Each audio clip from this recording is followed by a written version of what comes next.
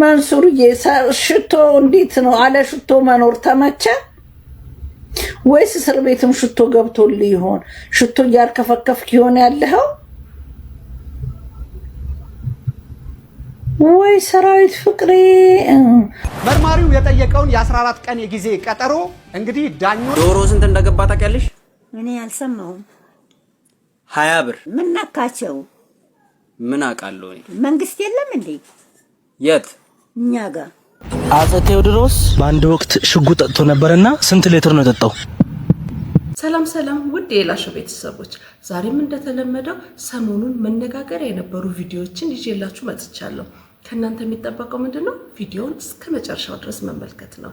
ለቤቱ አዲስ የሆናችሁ ሰብስክራይብ የምትለውን በተን በመጫን ቤተሰብ ሁኑን። ለሌሎች እንዲዳረስ ሼር፣ ላይክ እንዲሁም ሀሳብ አስተያየቶቻችሁን ኮሜንት መስጫው ላይ አስቀምጡልኝ። ወደ ዛሬው ቪዲዮ ከመጀመራችን በፊት ምን እናድርግ? ላይክ በማድረግ ቪዲዮውን እንጀምራለን። ዶሮ ስንት እንደገባ ታውቂያለሽ? እኔ አልሰማሁም።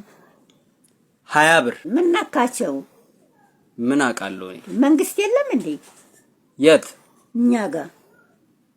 እኔ እሱን አላውቅም። እኔ እዛ ውስጥ አታስገቢኝ። ይሄንን ማወቅ አለብህ። አብረው እየበሉ እየተሻረቁ። ኦኬ፣ እንደዛ ነው። አዎ፣ ሽርክነት ቢኖራቸው ነው እንጂ ባይቀምሱ ተሽቆጥቁጦ ይሸጣሉ። ይቀላሉ እንዴ? አንድ ሊትር ዘይት 7 ብር። ምን ማለት? ምን አውቃለሁ እኔ። ስንት ቀን ትበላለች እሷ? ሐረርዬ ግማሽ ቀን ነው። አየታደለ ዘመን ያ ዘመን። እውነት ከረጅም ጊዜ በኋላ ስላገኘሁሽ ደስ ብሎኛል። እውነት እኔም ደስ ብሎኛል። እኔ ምንሽ ፊክሽን ምን ሆነሽ ነው? አይ ባለቤቴ ድንገት እጁን ሲሰነዝር አላገኘኝ መሰለሽ? ለማን ሲሰነዝር? አንቺ ደግሞ ለፊቴ ነው ማለት ይደበድብሻል። ኧረ እሱ ስለት ነገር ነው የሚመቸው። ብታይ አንድ ጊዜ ፍራንክ ላይ ያደረገኝ በውሃ ፋንታ በረኪና አጠጥተኝ ማለት ነው። ይኸውልሽ እያስመለስኩ ነው የሳኩት። ከዛ ደግሞ ይሄ ፊልም ላይ ምናምን ውሃ የሚረጫጩት አሉ አይደል? እሱ ደግሞ በቃ ይኸውልሽ አሲር ሊረጭብኝ ማለት ነው። ሲያባረኝ ፖሊስ ጣቢያ ሄጄ ነው የተጠለልኩት። አንዴ ደግሞ ትዝ ይለኛል የቁማር ብር የለኝም ብዬ ማለት ነው አንጀቴን አውጥቶ ገመድ ሲሰልበት ሰብስቤ እየሮጥኩኝ ወደ ሆስፒታል። ኧረ እንደውም በአንጀቴ አንቆላ ሊገለኝ ነበረ። እቤት ሲቀመጥ በቃ እኔን በጩቤ ወጋ በማድረግ ምናምን ነው የሚደበረው። አንድ ጊዜ ደግሞ በመኪና ገጭቶ 6 ወር ኮማ ውስጥ አልከተተኝም። ስነቃ ከኮማ ማለት ነው። እንዴት እንደሳኩ ልነግርሽ አልችልም። ቀንዶቹ ጋር ይተገኙ። አሁን ራሱ እየፈለገኝ ነው። ይሄው እንደውም ቴክስት ላከ። ቤተሰቦችሽን ነው መጨረሳቸው፣ ቶሎ ነኝ። የኔ ፍቅር ማለት ሊገልሽ ነው የሚፈልግሽ? አዎ በሳቅ በያው ቶሎ ሊድ እንደባለፈው ደግሞ ፍሪጅ ውስጥ ያሳድረኝ። እኔ ባሌ ስልክ አላነሳም እያኮርፋለሁ። እሱማ ሬድ ፍላግ ነው። ፍቺው ከየት ወዴት? የትኛው ነው ሬድ ፍላግ? ባንጀት ገመድ የዘለለው ባንጀት የዘለለው ነው እንዴ ፍላግ መሰጠት ያለበት? የትኛው ነው? ሰላም ውድ ቤተሰቦቼ፣ በውጭ ያላችሁ ኢትዮጵያውያን ባለጌው ስንት ነው? ጀግናው ስንት ነው?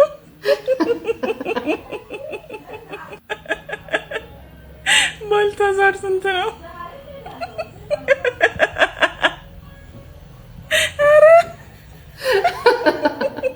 ከባድ ሄኖክ ድንቁ ስንት ነው?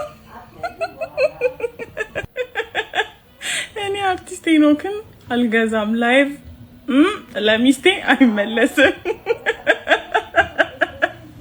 ኧረ ኮሜንት ሰውን ሰው ያደረገው ብድር ነው። ለማበደር ደግሞ አትፍራ፣ ተበደር። ከዛ ለማመለስ አትቸኩል፣ ተረጋጋ። ቢቻል ለመካድ ሞክር። ለመካድ እሱ ነው የሚያወራው። ለመካድ ሞክር። ጥሩ መከራ አግኝተሃል እባክህ።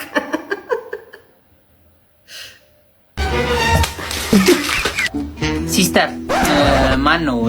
ነርስ ተረኛ አስገባልኝ። አረ ዶክተርዬ ጉዶን፣ እስቲ ተረጋጋና ጉዳይህን አስረዳኝ። እኔ ከሚስቴ ጋር የረጅም ጊዜ እቅድ ነበረኝ ዶክተርዬ። አንድም ቀን ግንኙነት ስናደርግ ተሳስተን አናውቅም። ሁሌም በጥንቃቄ ነው የምናደርገው ዶክተር። እሺ።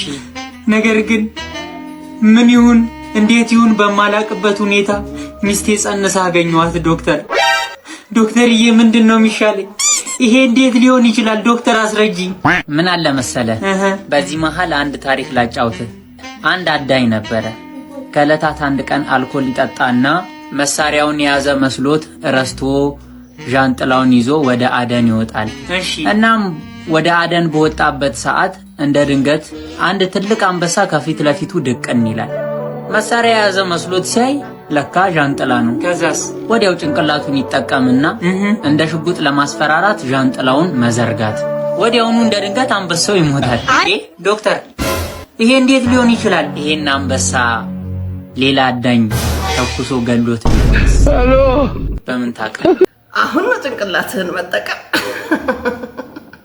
ባለስልጣን ነኝ ስሟት። ብልጽግና ፓርቲ የህዝብን ድምጽ የማይሰማ ፓርቲ ሳይሆን የመብት ጥሰቶችን መረጃን በመሰብሰብ ውሎ ሳያድር እርምጃ የሚወስድ ፓርቲ መሆኑን ማሳያ ነው። ከሰማችሁ ርቦናል።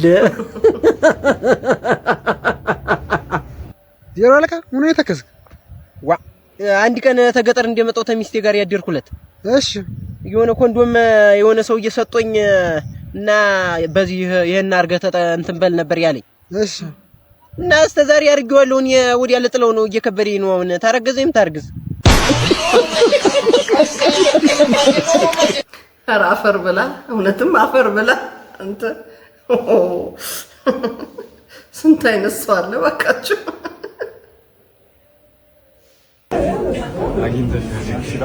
በተንኮል ከሁለት ዩኒቨርሲቲ ከአንድ ኮሌጅ ዲግሪ ሲኖር ወረቀት ሲኖር ይሄን ትመስላለህ። አንተ ምን ስታረግ አሰብከው? ወይኔ ነፍስ አይማር። አሚን ተጋጥመ ብትሸነፉላ በቃ አሸንፋል። ምንም አያያያልክ ልጁን አጃጅል። ወይኔ ነፍስ አይማርም። ጆኒ እናቴ ትሙት። አሁን አጓጓል። አፕሪል 25 እናያዋለን። ግን ማለት ነው በቃ የኢትዮጵያ ሕዝብ ማለት ነው እውነት በቅታችሁኛል ነው የምላችሁ። እንዴ ጂመሳይና እንትና አቤል ፕሮቴስታንት ሆኑ ምናምን ሲባል ዘፈን አቆሙ ምናምን ሲባል ዘፈናቸውን ፍምስ ምንድነው የተፈጠረው?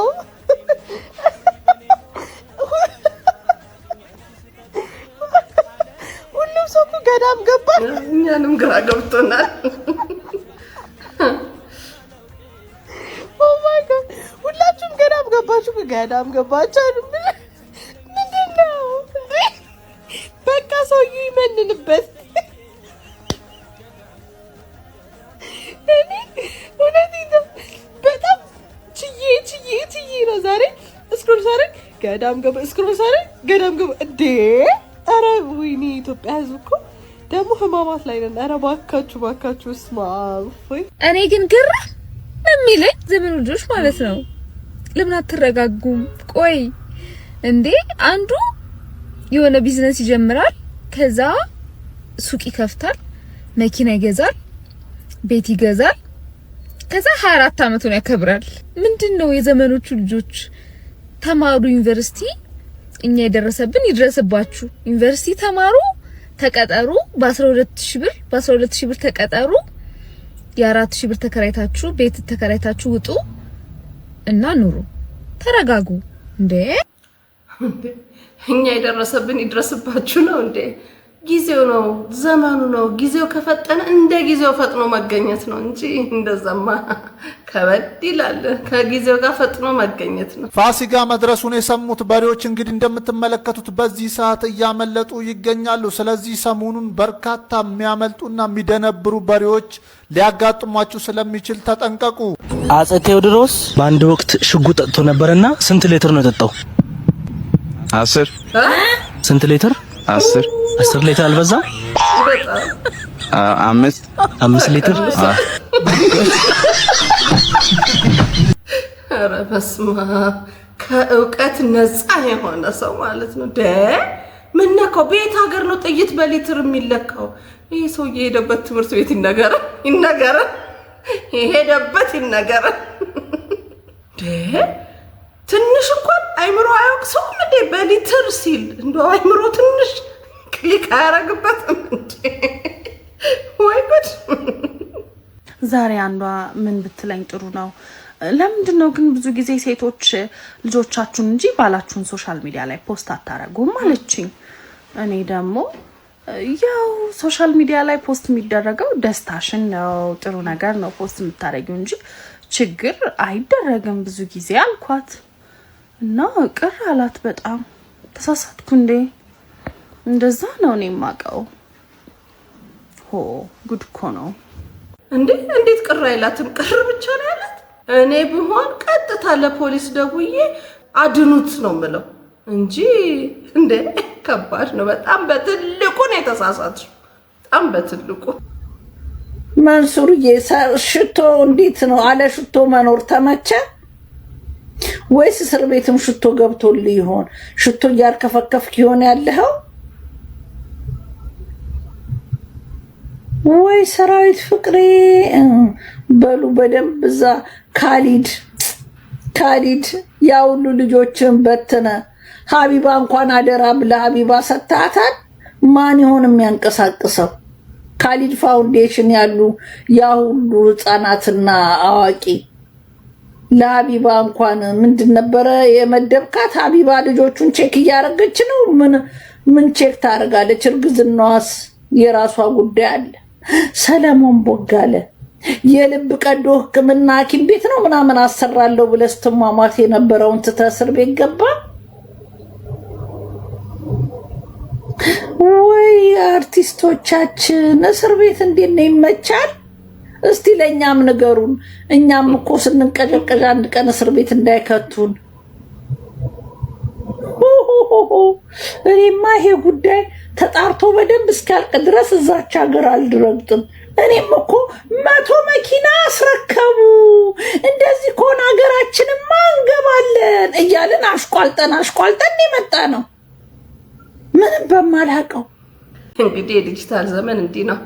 እስረኛ የምንጠይቀው በቲክቶክ በሶሻል ሚዲያ በፌስቡክ ነው የሚሆነው። ከዚህ በኋላ እንግዲህ ያው ይደርሳቸዋል ብዬ አስባለሁ። እነሱም እንግዲህ በዚህ መልኩ ተጠይቀዋል።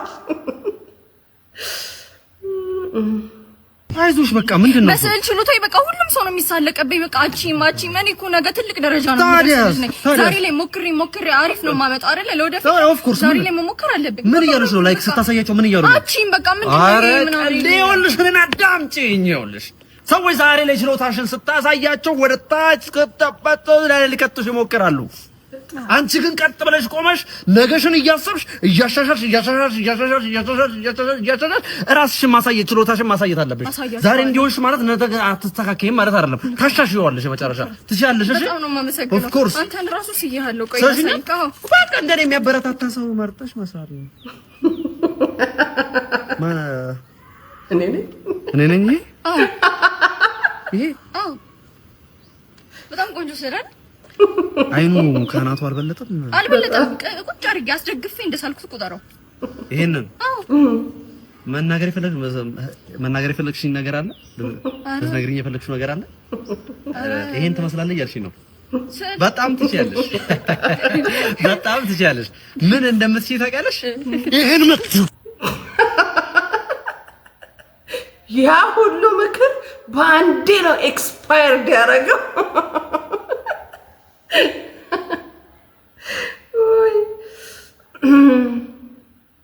ዛሬ ሱቅ ማን መጣ አትሉኝም? አበባ ሊገዛ ባለፈው ክራሽ አለኝ ምናምን ሴሌብሪቲ ክራሽ ምናምን ብዬ አልነገርኳችሁ? አላባሿ ባልየው ጭራሽ ከኔ ማብሰያውን እኔ ሰርቼ ልስጥ።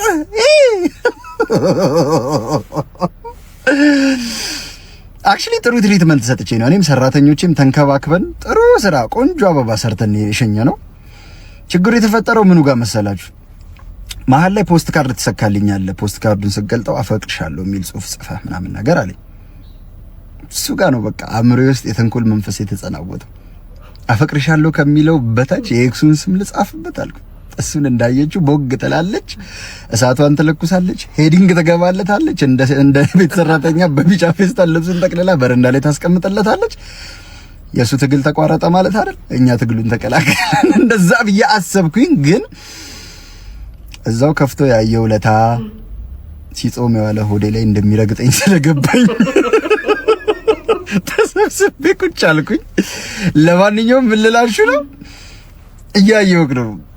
ቀጣይ ስትመጣ ጥሩ ነገር ሸምኜ ነው የምጠብቅህ። ጥሩ ነገር እግዚአብሔር ይርዳ።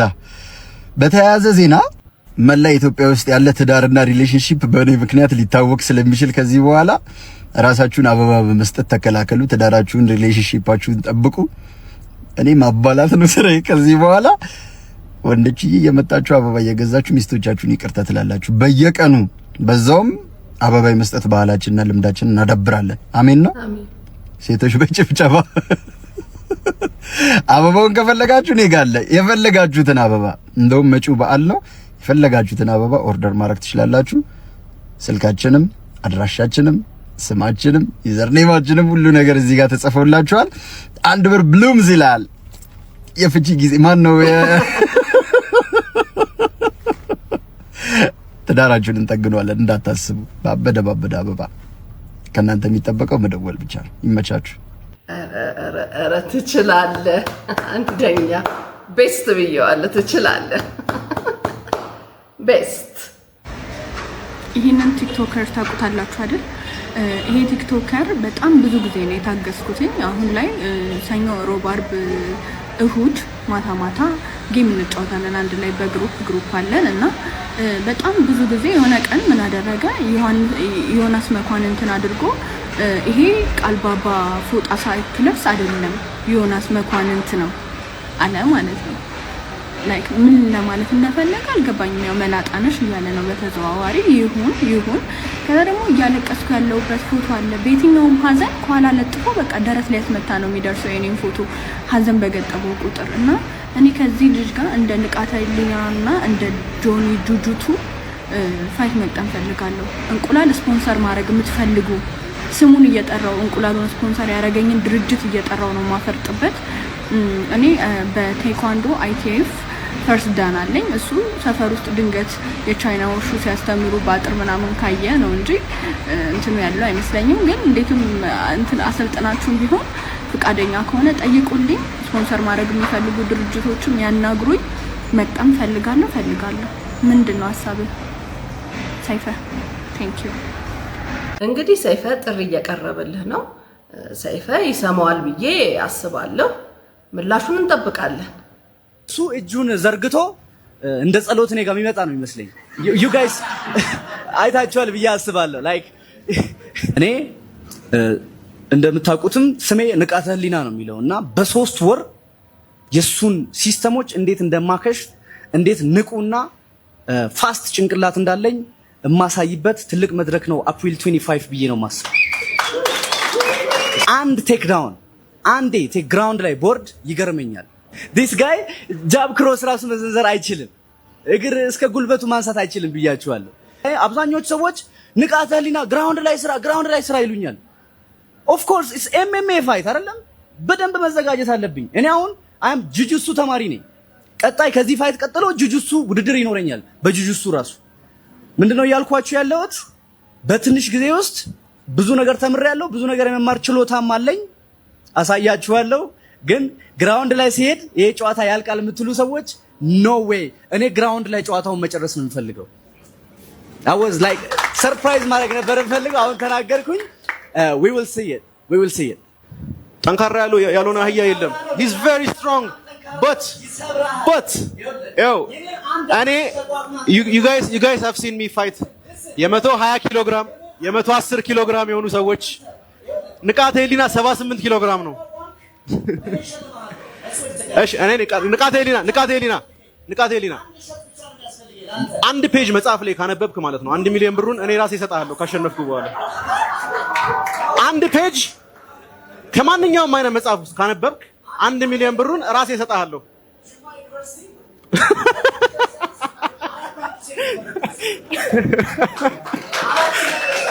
አጨብጭቡለት። ኮርጆ አልፏል። አጨብጭቡለት።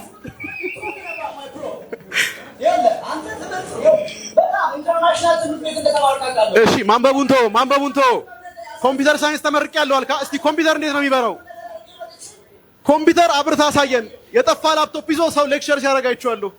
መብራት ሲጠፋ እኮ ማለት ነው ላፕቶፑ በቃ አይሰራም ብሎ የሚሄድ ልጅ ነው። እንዴት ነው ኮምፒውተር ኢንጂነሪንግ የተማረው? ይሄ ፍልሚያ አብዛኞች ጠንካራ ልጆች አሉ። አንተ ራስህ ማይክ ተሰጥቶ ትመሰክራለህ ስለኔ። ሻውን ኮንትራቱ እንዴት ነው የሚፈርመው? እስክሪብቶ አጠቃቀም አይችልም? በአሻራ እናርግለት ወይስ የሮስት ፊልም ያለባቸው ነው የሚመስሉት? እስቲ ሲደርስ እናየዋለን። ቻው በቄኒ ፍቅር አንመካ በጉልበታችን እግዚአብሔር ለኃይላችን። መታሰር ያለባቸው የወንድ አይነቶች፣ አንደኛ የትንሽ ጣታቸውን ጥፍር የሚያሳድጉ ወንዶች መታሰር አለባቸው። ለምን ከሰው ጋር ተቀላቅለው እየኖሩ እንዳለ አይገባኝም። ሁለተኛ በየቀኑ ልክ እንደኛ 100 አይነት ስኪን ኬር ሩቲን ያላቸው ወንዶች ምን እንደሆነ አላማቸው አልገባኝም። በሳምንት አንዴ ሻወርክን ስትገባ ፊትክን በመታሻ አሸት አድርገህ ታጠበው። በየቀኑ ራሱ ፊትህን ለምን እንደምትታጠብ አይገባኝም። አላማ ምንድን ነው? ሶስተኛ በወሬ መሀል አይ የምትሉ ወንዶች እውይ የሴት ነገር ነው። ፈለክ በጎርናና ድምጽ እውይ ማለት ትችላለህ። ከኛ እኩል በቀጨን ድምጽ እውይ ስትል አይደብርም? እነዚህ ወንዶች ሰብሰብ ተደርገው መታሰር ነው ያለባቸው። ከዚህ በኋላ ከሰው ጋር ተቀላቅለው እኔ ላያቸው አልፈልግም፣ ልናያቸው አንፈልግም። እኛ ሴቶች በቃ ተወስኗል። ምን ማድረግ ይቻላል? የዚህች ልጅ ፎቶ ይኸውልህ እንዴ ወንድ ልጅ ምን እንደሚገጥም አይታወቅም አይደል? ተው እናቱ ታማ ሊሆን ይችላል። ወንድ ልጅ እንደ ላይፍ ውስጥ እንዴት እንደ በቃ ጦስህን ተው ሰርተህ ታመጣዋለህ። አንተ ጥሩ እየተንቀሳቀስክ ያለ ችግር የለም ካልሽ ነው ይደረጋል። ካንተ መልካም ነው ወስዶ አልነበር እንዴ? ያንተን ነው ከወሰደ ያንተን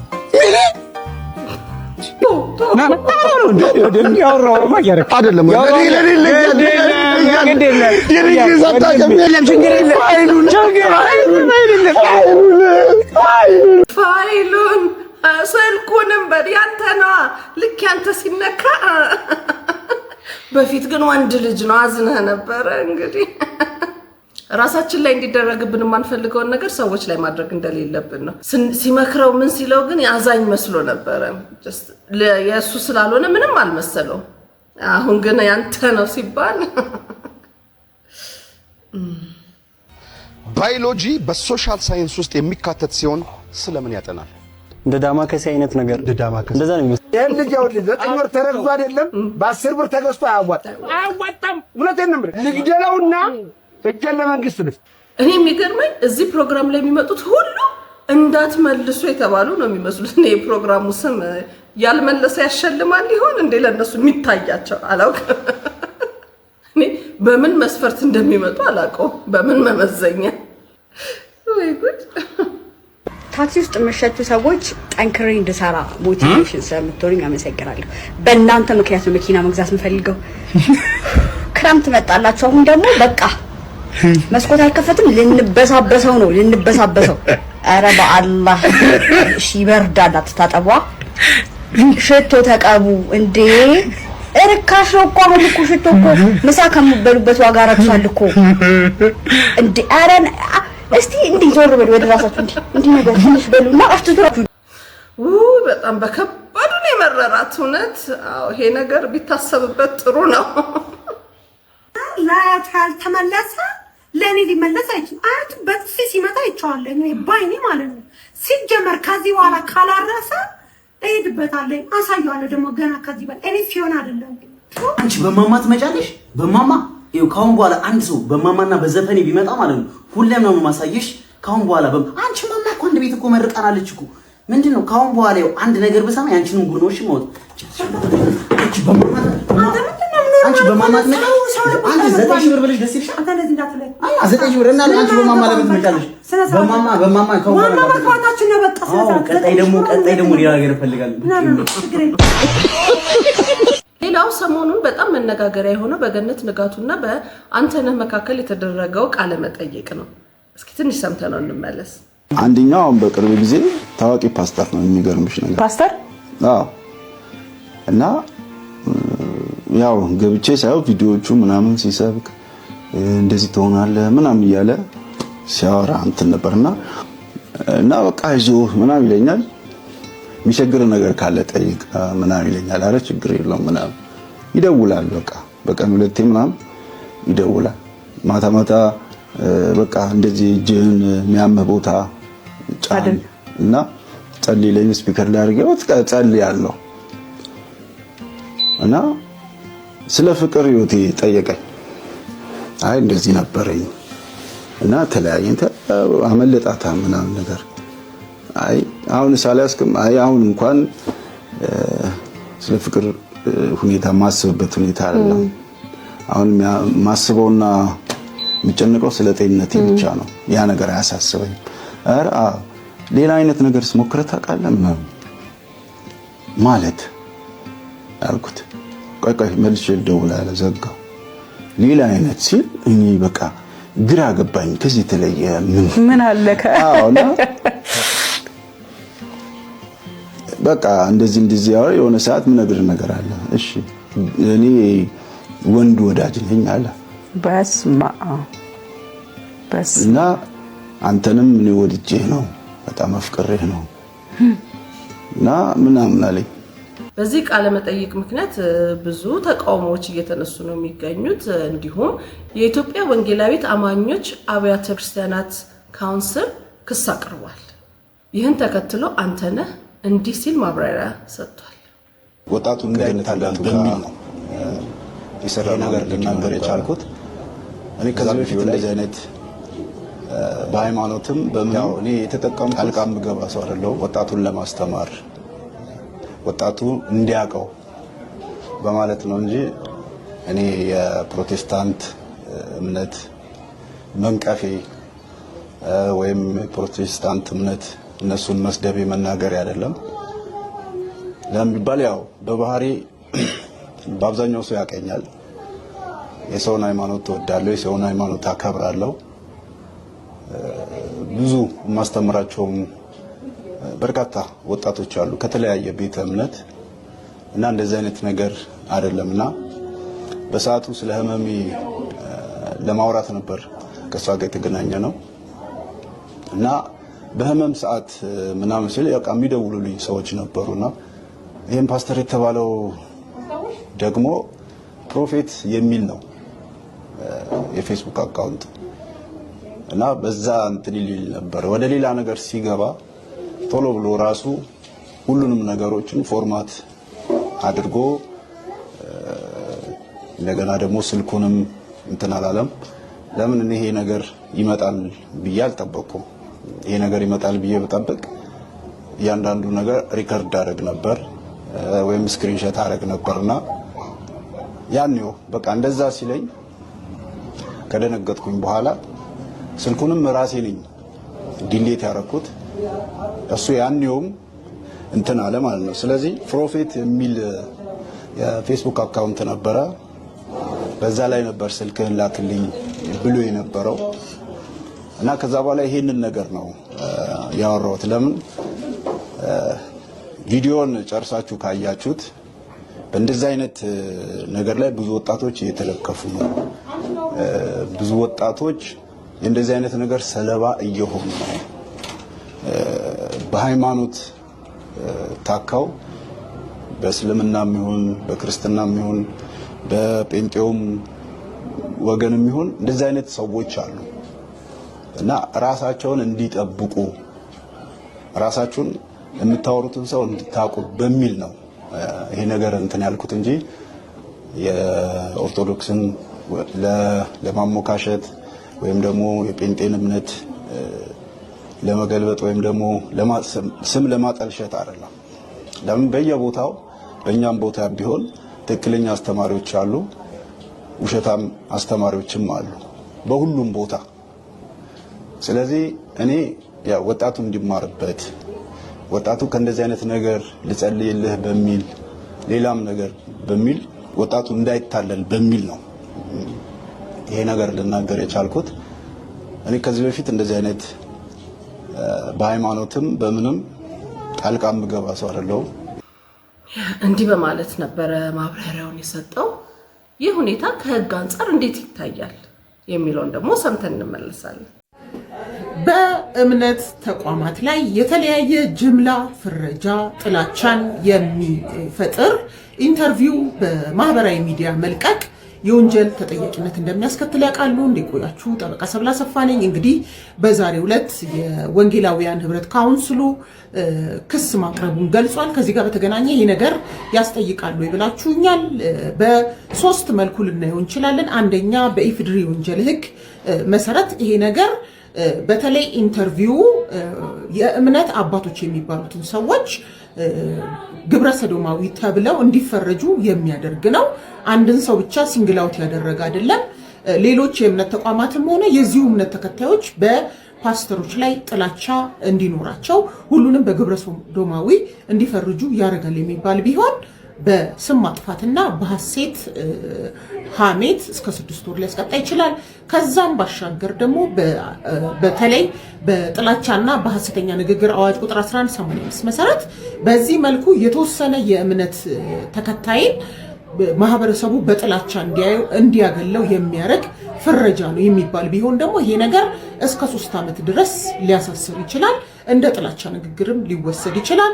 በተለይ ደግሞ በዚህ ጥላቻ ንግግር ምክንያት ጥቃት በእነኚህ እምነት ተከታዮች ላይ ደረሰ ከተባለ ቅጣቱ እስከ 5 ዓመትም ከፍ እንደሚል ተቀምጧል። ከዛም ባሻገር ደግሞ በኮምፒውተር ወንጀል አዋጅ 958 መሰረት ሆን ብሎ በማህበራዊ ሚዲያ በኮምፒውተር ስርዓት ተጠቅሞ ሰዎችን፣ ቡድኖችን ስም ማጥፋት፣ ክብርን ማዋረድ እስከ 3 ዓመት በሚደርስ እስራት እንደሚያስቀጣ ተመልክቷል። ስለሆነም እከሌ ከሌ የሚባል እምነት ሳንል በሁሉም እምነቶች ላይ የሚደረግ ፍረጃ ደብተራ ነው፣ ጠንቋይ ነው፣ እንዲሁም ደግሞ ግብረ ሰዶም ናቸው፣ ሌቦች ናቸው የሚለው ነገር እምነት ተቋማቱ የእምነት ተከታዮቹ ላይ መድሎና ጥላቻን ሊፈጥር ስለሚችል ሁላችንም በኃላፊነት ልንጠነቀቅ ይገባል። በዚህ ተግባር የተሰማሩ ካሉ በግብረ ሰዶምም ሆነ በሌላ መንገድ ወይም በጥንቆላ እምነትን እየተጠቀሙ የሚያታልሉ ካሉ እነዛ ሰዎች በወንጀል ሊጠየቁ ይገባል እንጂ የእምነት ተቋማቱን እንዳለ የወንጀል ቦታ የእምነት አባቶችን እንዳለ የወንጀል ተጠያቂነት እንዳለባቸው አድርጎ የሚቀርብ ነገር ይሄ በማህበረሰብ መካከል መራራቅን መጠራጠርን የሚፈጥርና እንደ ሀገር የማይጠቅም ነገር ስለሆነ በተለይ ዩቲዩበሮች ሚዲያ ከ5000 በላይ ተከታይ ያላችሁ ሰዎች በህጉም እንደ ሚዲያ ኦነርስ የምትወሰዱ በመሆኑ ኃላፊነት አለባችሁ። የወንጀል ተጠያቂነት ያመጣል። ጥንቃቄ ማድረግ ይገባል። አመሰግናለሁ። ይህን ይመስላል እንግዲህ ህጉ እንደዚህ ነው የሚገልጸው። ለፍቅር ብዬ ያረኩትን ነገሮች ሳስታውስ ምንኝ ነው እንደዚህ አንገላጨጨኝ? የትኛውን ፊልም አይቼ ነው? ማርያም የእናንተንም ኮመንት ሴክሽን ላይ ንገሩኝ። ግልጭጭናችንን በቃላት አስቀምጡት እና አንብበው እንሳቅ። ለምን እንሳቀቅ? አፍቅረሽዋል እኮ ግን ሲያካብል ምን እንደምትይ ታውቂያለሽ?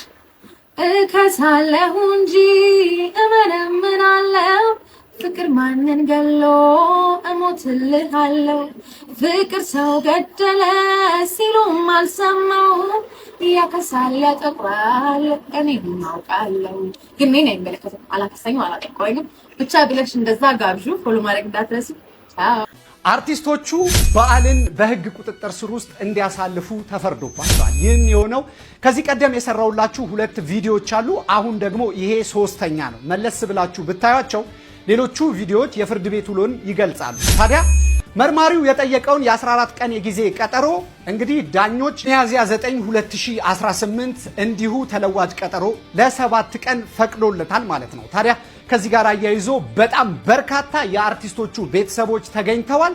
በዛሬው ቀጠሮ ላይ ፊንቴክ ተበዳይ የሆኑ አካላትም እንዲሁ ታይተዋል።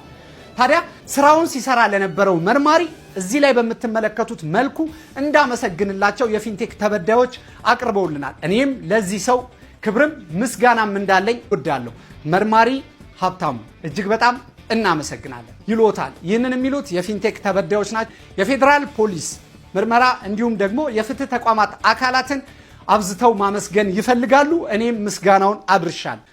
እንዲህ ያሉ ፈጣን መረጃዎች እንዲደርሶ ከ7 የፍርድ ቤት ውሎን ደግሞ እንዲሁ የምናቀርብላችሁ ስለሆነ እንግዲህ ለዛሬ ይዤላችሁ የመጣሁት ቪዲዮ ይህንን ይመስል ነበር። ቪዲዮውን ከወደዳችሁት ላይክ አድርጉልኝ፣ ለሌሎች እንዲዳረስ ሼር፣ እንዲሁም ሀሳብ አስተያየቶቻችሁን ኮሜንት መስጫው ላይ አስቀምጡልኝ። እንደዚህ አዳዲስና ወቅታዊ የሆኑ መረጃዎች እንዲደርሷችሁ ሰብስክራይብ የምትሏን በተን በመጫን ቤተሰብ ሁኑን። በሌላ ቪዲዮ እስከምንገናኝ ድረስ ሰላም ቆዩኝ።